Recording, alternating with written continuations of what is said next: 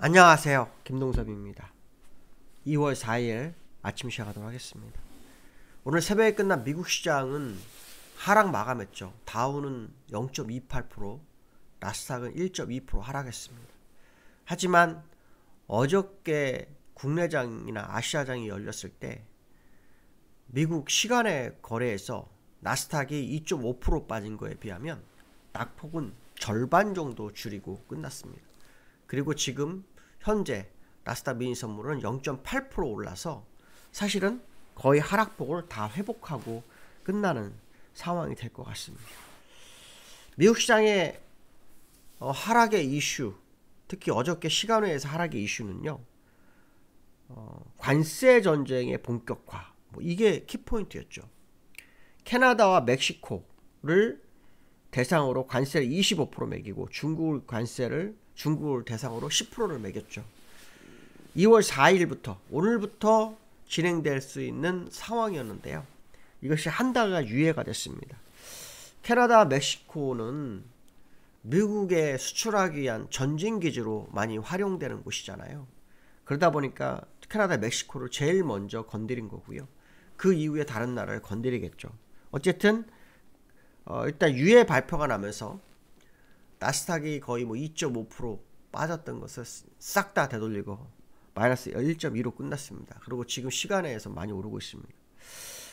이유는 멕시코가 멕시코 대통령인데요. 클라우디아 세인바움이라고 합니다. 그 대통령과 통화를 통해서 한 달 유예를 했습니다. 내용을 보면 멕시코는 아시겠지만 마약과 관련돼 있죠. 마약 수출이 많죠.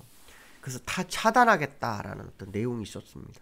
이제 그래서 이 부분이 상당히 좀 중요하게 트럼프가 받아들였는지 일단 한 달 유예를 했습니다. 사실 시장이 어저께 아시아 시장 대체적으로 다 하락했어요. 니케이가 2.6%, 대만이 3.5% 하락했죠. 홍콩은 그 낙폭을 줄였습니다. 1% 넘게 하락했어요. 낙폭을 줄였는데요. 사실 이 관세는 어떻게 보면은 무역 전쟁을 촉발할 수 있죠. 왜냐하면 관세를 수출하는 나라 관세를 맞으면 당연히 수입하는 곳고 관세를 매기기를 하겠죠. 손해보는 장사를 안 합니다. 그럼 전 세계가 완전히 이제 보호무역주의로 가게 되는 상황이 되는 거죠. 근데 문제는 뭐냐면 관세를 올리게 되면 물가 상승률이 또 높아질 확률이 높아요. 그러면 금리 인하가 어려워질 수 있죠. 금리 인하가 어려울 수 있습니다. 또 이 물가가 상승이라면 소비가 줄어들 수도 있죠.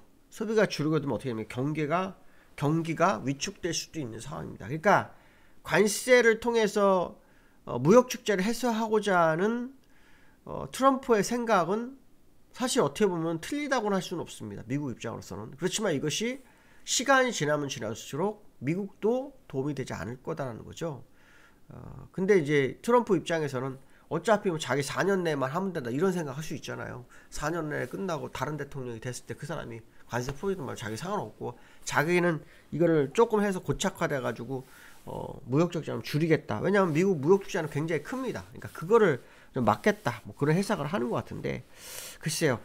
이게 어떻게 될지 좀 봐야 될 것 같습니다. 어쨌든 글로벌 금융시장이 관세 정책에 발작을 했다. 이것만큼은 어저께 사실인 하루였다 이렇게 보시면 되고 실제 독일과 프랑스도 1%대 하락을 했습니다.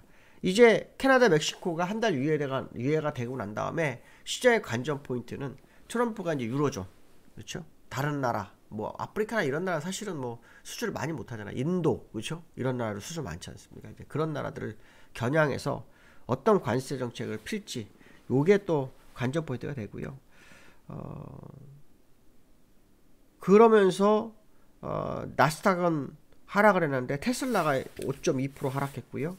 애플이 3.4%, 그다음에 엔비디아 2.8% 하락하면서 시장 전체를 이제 좀 누르는 그런 역할을 했습니다. 왜냐면 테슬라를 제외하고 애플과 엔비디아는 시총이 3조 달러예요. 그러니까 이 두 종목이 눌려버리면 사실 나스닥은 못 가죠. 두 종목이 동시에 눌렸습니다. 그래서 시장을 좀 1%대, 그래도 1%대로 막은 것만큼은 굉장히 잘한 거고요. 이 관세 문제로 해서 원달러도 급격하게 또 올라오는 그런 흐름도 좀 있고요. 또 금이 오히려 대체 투자처로 좀 각광을 받은 3,000불 목표치 나오고 있습니다. 물론 한 200불 정도, 지난번 2,800불까지 갔기 때문에 사실 많은 부분은 아니죠. 하지만 예전에 2,800불까지는 얘기를 했었고요. 3,000불도 가능성이 있다 그 얘기 했었는데 지금 거기까지 올라오는지 한번 지켜봐야 될 것 같습니다. 나스닥과 다우 차트를 좀 보시면요, 이게 다우인데요, 작년 1.4% 빠졌다가 다 줄였습니다. 플러스 0.1%까지도 가는 그런 상황이 됐죠. 그 다음에 나스닥 같은 경우에도 지금 보시면은 마이너스 2.4%, 2.48%에서 반 이상 줄였습니다. 근데 관세는 결국 남아있을 거다. 이런 또 분위기도 좀, 얘기가 좀 있습니다. 그래서, 사실 아무도 알 수 없는 거죠. 아무도 알 수 없는 거지만, 저는 트럼프가, 어쩌면 미국을 망조들게 할 수도 있다라는 생각. 사실 미국은 이민자들의 천국, 그쵸? 그래서, 아메리칸 드림이라는 그런 게 있잖아요. 근데 그것마저도 지금 못하게 하고 있는 거죠. 그러니까 미국인만을 위한 미국이 돼야 한다. 그게 사실 어떻게 보면 틀린 건 아니지만 이때까지 그 전통적인 부분이 있었고, 또 하나는 세계 경찰 국가. 그래서 전 세계를 다 이렇게 손바닥 위에다 갖고 있었는데, 이 지금 트럼프는 자기 나라만 하기 때문에 오히려 그것도 다 포기할 수도 있어요.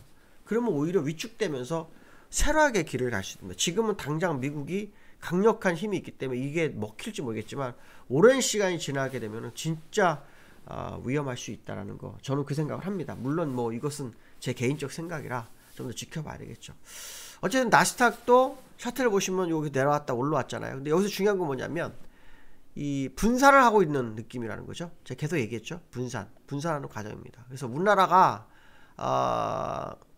얼마나 오르지? 이제 여기를 돌파를 해야 분산이 떨어나거든요. 분산이 아닌 거거든요. 돌파를 못하면 이 박스권이 계속 거의 한 8개월에서 1년 진행될 확률이 굉장히 높아요. 그렇게 되면 이제 시장은 굉장히 어렵죠. 우리나라는 낙폭을 좀 줄이지 않겠나 이런 해석을 해볼 수 있고요. 해외 종목 차트를 잠깐 좀 보시면 테슬라 지금 여기 지지력 깨지면 끝나죠. 장중에 7.7% 빠졌다가 지금 낙폭을 조금 줄인 거고요. 이거 빼지면 위험합니다. 엔비디아도 지금 마찬가지죠. 지금 여기에서 하반경에서 확보가 됐다가 지금 그 관세 문제를 한 번 더 떨어졌잖아요. 여기서 지금 올라와야 됩니다. 이거 못 올라오면은 여기까지 밀리는 거예요. 여기까지 100불 깨진다고 보시면 됩니다. 이 부분 보시면 될 것 같고요.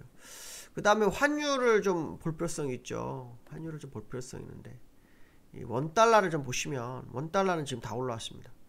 지금 1467원, 어저께 그 본장에서 본장에서 1467원으로 마감을 했는데요. 여기에선 1364원 정도로 지금 제가 봤거든요. 60원이 살짝 깨졌네요. 그래서 얘가 여기까지 와서 이 전고점까지 올 수도 있는 차트입니다.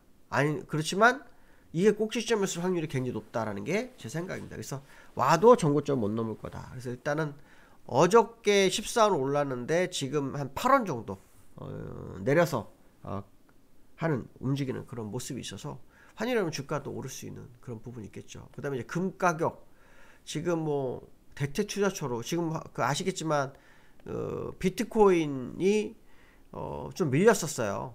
밀렸었어요. 10만 불 깨져가지고 9만 불 때까지 밀렸었는데 다시 10만 불 올라왔거든요.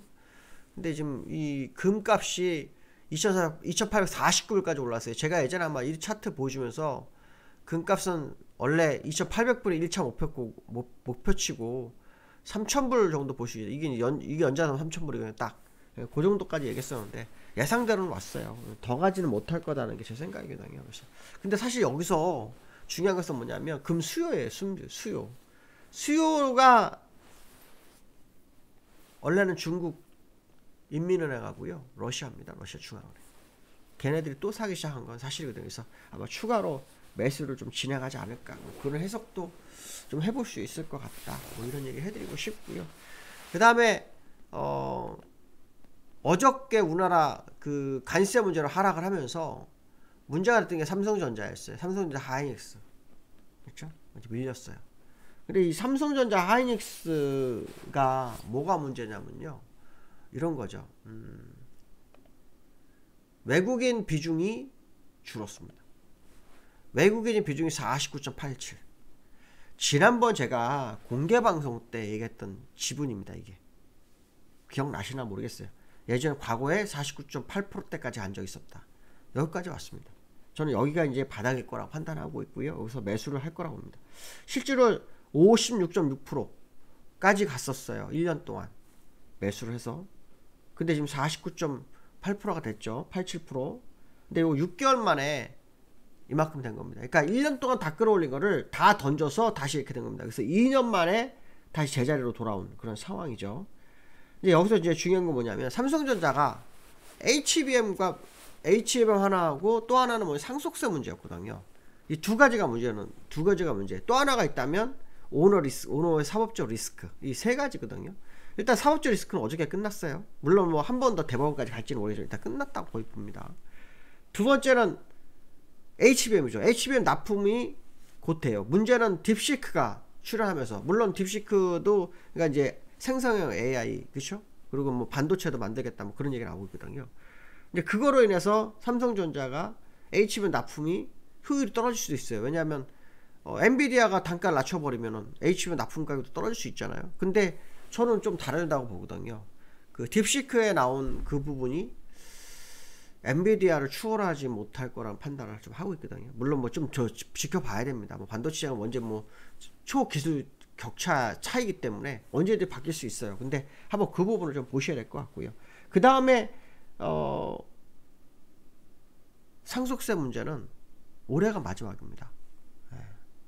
분할 납방에도 올해가 끝나는 걸로 제가 알고 있어요. 올해 끝나면 내년 초에 한 번 더 있나 해서 거의 올해가 마무리됐거든요. 그래서 삼성전자 악재는 거의 다 해소돼가는 과정이다 본다면 지금 삼성전자 외국인 매도는 이제 마무리가 되는 국면 아닐까, 그런 해석도 좀 해볼 필요성이 있지 않을까 말씀드리고 싶고요.